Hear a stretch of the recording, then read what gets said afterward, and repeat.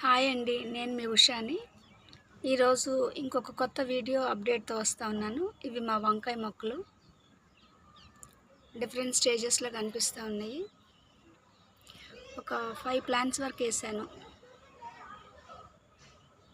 మీరు చూస్తున్నారుగా, మంచి ఫ్లవరింగ్, ఫ్రూటింగ్ అన్ని పిందెలతో ఉంది. కాయలు కూడా ఒకసారి అయితే కోసాను, ఒక 5-6 బ్రింజాలు అయితే కోసాను.